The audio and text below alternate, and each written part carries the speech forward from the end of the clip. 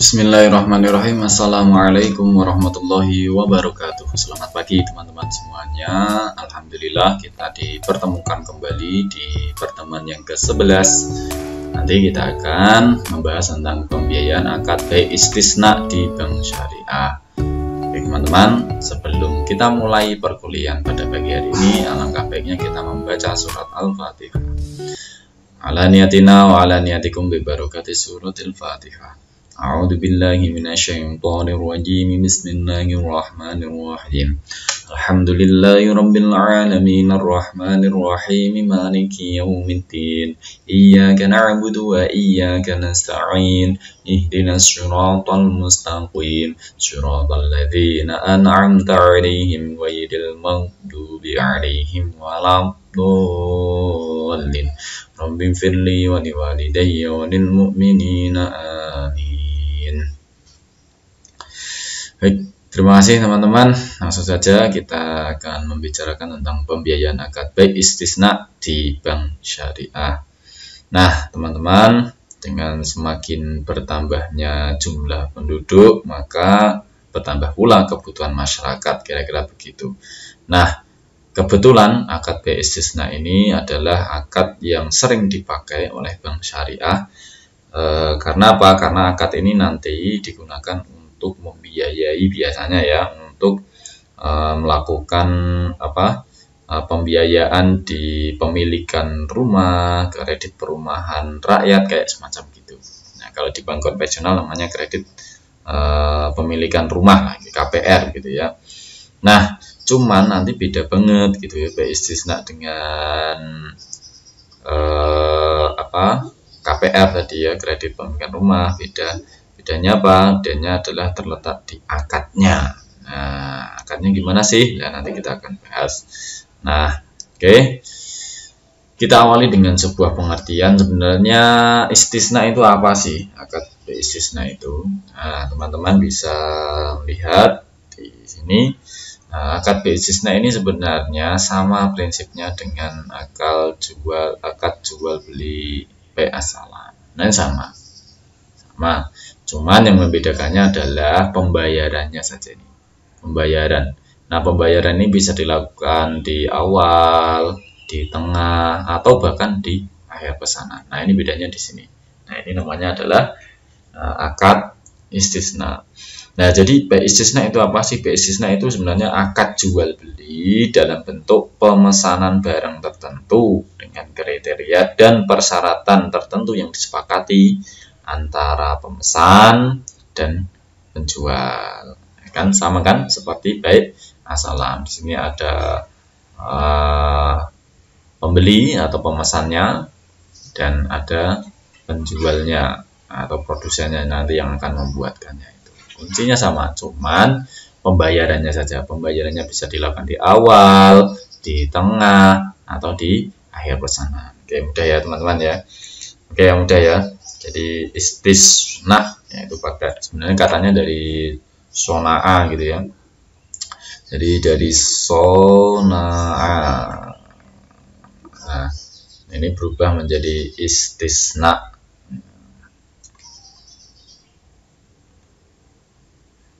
Oke.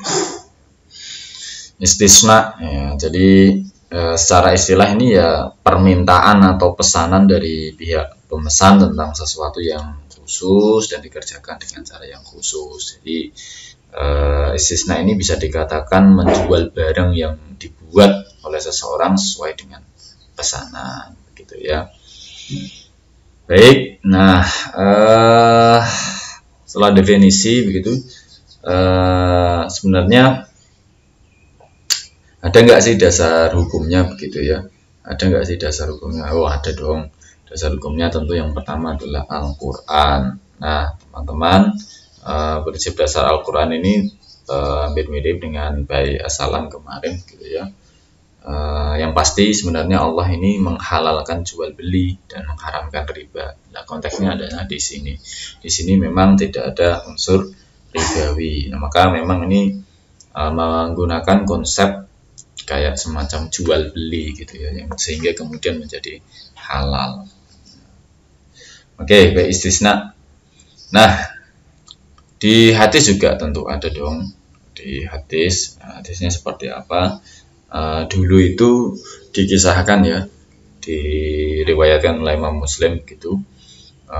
Rasulullah ini mau menulis surat kepada raja-raja di luar Arab gitu ya. Kemudian Rasulullah ini mendengar kabar bahwa kalau raja-raja di luar Arab ini nggak mau nerima surat yang nggak ada stempelnya, Maka Rasulullah itu kemudian memesan agar dibuatkan stempel dari bahan perak. Nah, ini menunjukkan bahwa memang ya akad bai istisna ya, pesan-pesanan ini sudah pernah dilakukan oleh Rasulullah pada saat itu, sehingga hukumnya halal dan diperbolehkan, sehingga sampai hari ini memang paling banyak dipakai oleh bank syariah dalam khususnya pembiayaan renovasi rumah, pembuatan rumah dan sebagainya. Ya teman-teman, yang selanjutnya adalah ijma. Nah, ada nggak kesepakatan ulama tentang ini? Nah, kesepakatan ulama menyatakan bahwa memang akad istisna ini adalah akad yang dibenarkan dan telah dijalankan sejak dulu tanpa ada seorang sahabat atau ulama manapun yang mengingkarinya begitu ya. Sehingga tidak ada alasan untuk melarang yang namanya akad istisna ini gitu. Dan ada juga fatwa yang dari ulama kita, ulama Indonesia, fatwa DSN MUI nomor 6 DSN MUI /4/2000 tentang jual beli istisna. Nanti teman-teman bisa download di sana juga seperti di akad di fatwa-fatwa yang lain. Di sana ada tentang ketentuan pembayarannya gimana, kemudian ketentuan tentang barangnya gimana, ketentuan lainnya juga ada di sana. Nah, jadi seperti ini ya, akad bai as-salam mirip-mirip sih ya. Jadi alat bayarnya harus diketahui jumlah bentuknya, ya kan? Pembayarannya ini dilakukan sesuai dengan kesepakatan. Pembayaran juga tidak boleh dalam bentuk pembebasan utang. Kalau ketentuan barangnya seperti di bai as-salam juga harus jelas ciri-cirinya, jelaskan spesifikasinya, penyerahannya dilakukan kemudian ya, waktu tempat penyerahan harus berdasarkan kesepakatan ya, pembeli atau mustasni ini nggak boleh menjual barang sebelum menerima dan lain-lain. Nah, terus ketentuan lainnya ya, semua ketentuan dalam jual beli salam, bai salam ini yang tidak disebutkan di fatwa ini berlaku pula di bai istisna gitu. Oke, kemudian ada juga fatwa berikutnya, yaitu fatwa DSN MUI nomor 22 MUI /3/2002 tentang jual beli istisna paralel. Nah, ini jual beli istisna paralel. Nah, ini biasanya nanti akan dipakai di akad pembiayaan di bank syariah. Nah, di bank syariah di fatwa ini dijelaskan ya. Jadi lembaga keuangan syariah ini melakukan transaksi istisna ini untuk memenuhi kewajibannya kepada nasabah ya, dengan pihak lain pada objek yang sama dengan syarat istisna pertama tidak mu'alaq, tidak tergantung pada istisna kedua. Nah, nanti teman-teman bisa download di fatwa ini, nanti lebih lengkap di sana ada gitu. Oke, selanjutnya rukun dan syarat-syaratnya apa sih gitu ya. Oke, rukun di bai istisna, ini ada 4 hal yang harus terpenuhi teman-teman. Yang pertama adalah soni ya. Soni itu apa sih? Soni ini adalah orang yang membuat, produsennya lah ya. Produsennya, atau penjualnya. Nah, ini bisa dikatakan sebagai soni. Nah, maka soni ini nanti kalau di perbankan syariah bisa 2 di sini nanti. Kemudian yang kedua adalah mustasni. Nah, mustasni ini adalah orang yang memesan atau pembelinya. Pembelinya ini nanti juga bisa dua kalau di akad istisna paralel, kalau di aplikasi perbankan syariahnya. Bisa dari nasabahnya atau banknya itu yang memesan produsen. Dan yang ketiga adalah ma'qud alaih. Ma'qud alaih ini adalah barang yang dipesan ya. Harganya atau alat pembayarannya di sini adalah ma'qud alaihnya. Kemudian yang terakhir adalah syighot ijab dan qabul. Kalau ini sudah sering kita dengar ya. Ada pernyataan yang harus ditandatangani ya, dengan sebelumnya membaca ya, sudah dibacakan membaca begitu. Oke, selanjutnya syarat-syaratnya. Syarat bai'ul istisna ini yang pertama ini adalah pihak yang melakukan akad ini teman-teman harus berakal dan cakap hukum. Artinya tidak boleh anak kecil, nggak boleh karena belum cakap hukum ya. Jadi harus orang yang memang sudah balik, mukallaf gitu ya. Kemudian ada kejelasan terkait kriteria objek akadnya. Ini harus ada kejelasan, ini penting ya. Kriterianya seperti apa, barangnya, spesifikasinya dan seterusnya. Kemudian ada keleluasan dalam melakukan jual beli. Artinya tidak dalam tekanan, tidak dalam paksaan dan lain-lainnya. Kemudian yang paling penting adalah saling ridho dan tidak mengingkari janji gitu. Oke, begitu itu syarat-syaratnya. Nah, selanjutnya nih, mekanisme pembiayaan di perbankan syariahnya itu gimana? Mekanismenya. Nah, teman-teman bisa melihat di sini pola istisna paralel itu seperti apa, ya. Pola istisna paralel itu seperti apa. Nah, teman-teman bisa menyaksikan bahwa di sini ada yang namanya mustasni. Nah, fokusnya di situ. Mustasni itu siapa? Mustasni itu ya orang yang pesan itu loh. Orang yang pesan. Mustasni yang pertama ini ada nasabah. Oke. Ya kan? Nasabah ini pesan kepada siapa? Kepada yang membuatkan siapa? Nah, misalnya ini dia pesannya ke bank nasabah. Nasabah ini kan nanti pesannya ke bank. Kan? Bank ini maka disebut dengan sonik. Nah, soniknya ini sonik pertama. Oke. Ya, selanjutnya bank nggak mungkin dong kalau dipesani rumah akan dibuatkan sendiri, kan nggak mungkin kan. Nah, maka bank ini juga sebagai mustasni juga, orang yang pesen juga. Orang yang pesen kepada siapa? Pesen kepada sonik asli, ya, kontraktor misalnya. Nah, maka di sini terlihat nih, ini adalah mustasni yang kedua, ini adalah sonik yang kedua. Nah, teman-teman ya. Nah, prinsipnya sangat sederhana. Oke. Jadi dari mustasni ke sonik ya. Sonik pertama ini adalah bank. Bank ini juga jadi mustasni juga, orang yang pesan juga nanti akan dipesankan kepada sonik, yaitu orang yang membuat. Misalnya pesan rumah. Ada seorang nasabah pesan rumah, dia karena tidak punya uang cukup, maka dia pesan ke bank, mengajukan pembiayaan ke bank dengan spesifikasi yang jelas ya, luasannya berapa, luas bangunannya, volumenya dan lain-lainnya lah, ukuran besinya berapa, atapnya apa dan seterusnya. Kemudian bank akan pesan ke kontraktor gitu. Nah, mau bayarnya, nah ini yang bedakan ya, bayarnya mau bayarnya di muka boleh, dicicil di belakang juga boleh ya. Kalau bank ke kontraktor ya juga sama, boleh dibayar langsung semuanya total juga boleh, kalau dicicil dulu juga boleh. Misalnya kalau sudah jadi pondasinya baru dibayar sekian gitu ya, sampai berdiri, sampai atapnya, sampai lunas gitu. Nah, di sini ada teman-teman ya, ada akad negosiasi dan akadnya di sini. Ya, akad negosiasi antara nasabah dengan bank, ya. Kemudian ada akad antara bank dengan produsen, kontraktornya itu.